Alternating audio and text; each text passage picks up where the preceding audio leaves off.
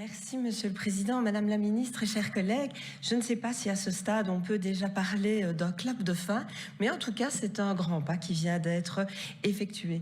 En effet, les fédérations des entreprises alimentaires, la FEBIA et de distribution Comeos, ainsi que l'Union des annonceurs belges, ont annoncé il y a quelques jours qu'il serait désormais interdit de faire de la publicité pour des aliments dits malsains et donc trop salés, trop sucrés, trop gras, dans des programmes destinés aux enfants, mais aussi aux adolescents. Ici, c'est le secteur lui-même qui durcit les règles.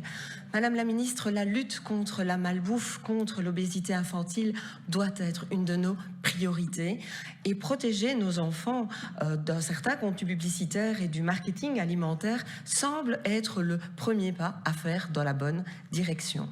Ainsi, comment avez-vous accueilli cette décision? Est-ce que selon vous, c'est suffisant?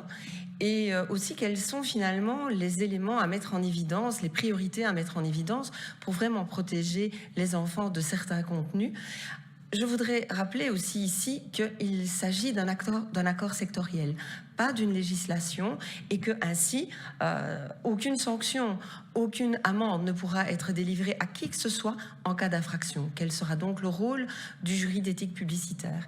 En parallèle aussi, le ministre fédéral en charge des soins de santé, le ministre Frank van den Broek, travaille de son côté à l'élaboration d'un projet de loi qui viserait alors à interdire ce type de publicité. Avez-vous eu l'occasion de rencontrer votre homologue et peut-être de discuter du contenu de ce projet de loi? Voilà, je vous remercie pour vos réponses. Madame la députée, vous avez raison, protéger nos enfants et lutter contre la malbouffe et l'obésité infantile est une priorité.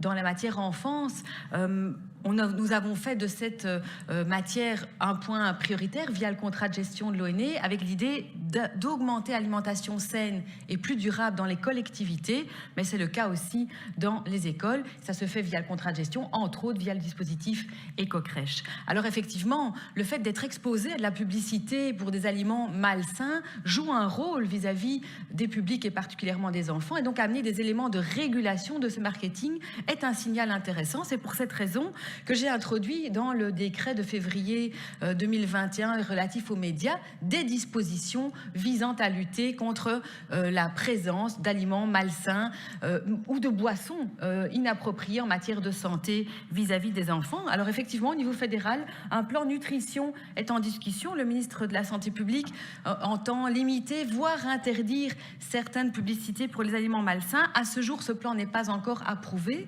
Et je voudrais insister sur le fait aussi que ce qui se passe en région, au niveau régional, il y a vraiment une dynamique tant à Bruxelles qu'en Wallonie. Je pense que c'est Manger sain ou en Wallonie qui vraiment appuie le travail d'une alimentation plus saine, en ce compris en se basant sur nos producteurs et productrices locaux. Je pense que ce serait peut-être même intéressant de pouvoir avancer sur un plan interfédéral lié à l'alimentation. Je vous remercie.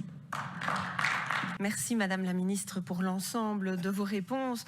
Effectivement, au niveau du gouvernement ici en Fédération Wallonie-Bruxelles, on travaille sur cette importante question et on ne peut que s'en réjouir. Et vous avez cité la Wallonie et j'allais venir également avec les cantines saines et les cantines durables. Et quand vous parlez d'un plan interfédéral de lutte contre la malbouffe et pour une meilleure nutrition des enfants, il me semble que c'est fondamental et essentiel parce que c'est quand ils sont les plus petits qu'ils sont les plus perméables, c'est de vraies éponges et c'est à ce moment-là qu'on peut leur inculquer de bonnes habitudes alimentaires parce qu'on le sait, les mauvaises habitudes alimentaires, elles se perpétuent si à un moment donné on n'y met pas un terme, mais en tout cas qu'on n'explique pas que manger autrement c'est possible. Et donc merci pour vos réponses, on se réjouit de voir la suite au niveau de mon groupe politique.